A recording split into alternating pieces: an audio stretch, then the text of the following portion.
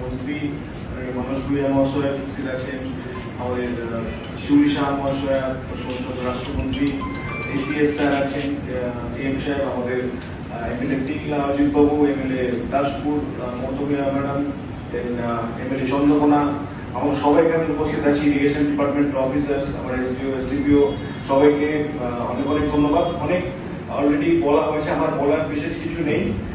আমি জাস্ট একটা দুটো পয়েন্ট উল্লেখ করবো যে যেভাবে আমরা বিগত এই বন্যা উদ্ভূত পরিস্থিতিতে এই ঘাটাল এবং দর্শন এলাকা, যেখানে দাসপুর, ঘাটাল, চন্দ্রকোনা এবং পাশে কেশপুর, কখনো গড়বেতা, দেবরা, সমস্ত এরিয়াতে যখনই কখনো বন্যা উদ্ভূত পরিস্থিতি তৈরি হয়েছে, আমরা সেখানে কিন্তু অ্যাজ এ টিম সবাই ঝাঁপিয়ে পড়েছি।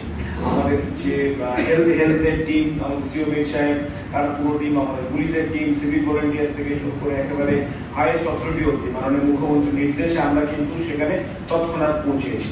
আমার আগের যারা বলছিলেন তারা সবাই বলছিলেন যে কিভাবে তৎপরতার সঙ্গে এখানে প্রশাসন কাজ করছে, কিন্তু তার মূল যিনি ইন্সপিরেশন, যার ইনস্ট্রাকশন, সেটা কিন্তু মাননীয় মুখ্যমন্ত্রী। তিনি আমাদেরকে রেগুলার এই বিষয়টা নিয়ে জিজ্ঞাসা করেন, আমাদেরকে জানতে চান কি লাগবে না লাগবে। লেট মি অ্যাসিওর ইউ, আমাদের ঘাটালে এমন একটা জায়গাতেও কিন্তু কোনো অভিযোগ আসেনি যেখানে তারা কিছু পায়নি বা তারা কিছু ওখানে এক্সপেক্ট করেছিল সেটা পৌঁছায়নি।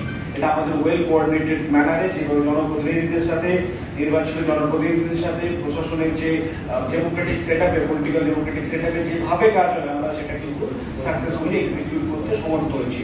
এবং যখনই কোথাও আমাদের অলরেডি জেলা পুলিশের হেল্পলাইন নাম্বার আছে, প্রশাসনের হেল্পলাইন নাম্বার আছে, যদি কখনো কোথাও আমাদের তরফ থেকে কোনো ইনফরমেশন আসে, আমরা কিন্তু শর্টেস্ট পসিবল টাইমে সেখানে পৌঁছেছি। সেটা সাপে কাটা রোগীদের ক্ষেত্রে হতে পারে সেখানে প্রেগনেন্ট লেডিস হতে পারে।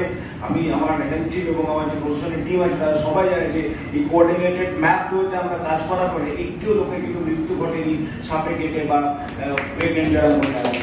তো এই যে আমরা যে কাজগুলো করছি, we are doing in silent, আমরা চুপচাপ আমাদের কাজটা করছি। আই থিঙ্ক তার ফলেই আপনি দেখবেন আমাদের ঘাটাল সংলগ্ন এলাকায় কোনো অভিযোগের নিদর্শন কিন্তু আমাদের কাছে নেই।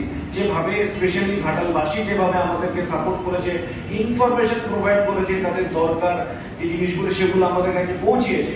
আপনারা দেখেছেন যে আমাদের বিভিন্ন জায়গা থেকে আমরা জানেন যে নৌকা করে আমরা খিচুড়ি রান্না করে সেন্ড করছি। শুধু এইটা না যে তারা যারা বন্যার্থ আটকে আছে তাই নয়, বন্যার্থ আটকে থাকার ফলে তাদের জীবিকার যে প্রবলেম হচ্ছে, তাদের যে কাজ যেতে পারছে না, সেটাও কিন্তু আমরা তাদের বাড়িতে cooked food, dry food, baby food থেকে শুরু করে যে জিআরএ যে রিলিফ প্রোডাক্ট আছে সমস্ত কিন্তু আমরা পৌঁছিয়ে একেবারে ফার্দার মোস্ট পয়েন্ট ইরপালা, সুলতানপুর, সেই অব্দি কিন্তু আমাদের টিম, প্রশাসনের টিম কাঁধে কাঁধ মিলিয়ে পৌঁছাচ্ছে। আমি আশা রাখবো যেভাবে আপনারা ঘাটালবাসী আমাদেরকে হেল্প করেছেন, যেভাবে আপন করে নিয়েছেন এবং সর্বোপরি ইনফরমেশন আমাদেরকে প্রোভাইড করে আপনাদের কাছে সার্ভিস প্রোভাইডিং এর যে সুযোগ করে দিয়েছেন, সেই জন্য আমি আরেকবার সবাইকে ধন্যবাদ জানাই। Special ACS sir, minister sir, আমার মিস্টার ম্যাডাম যারা এখানে এসছেন, ডিএম স্যার, সবাইকে আরেকবার ধন্যবাদ।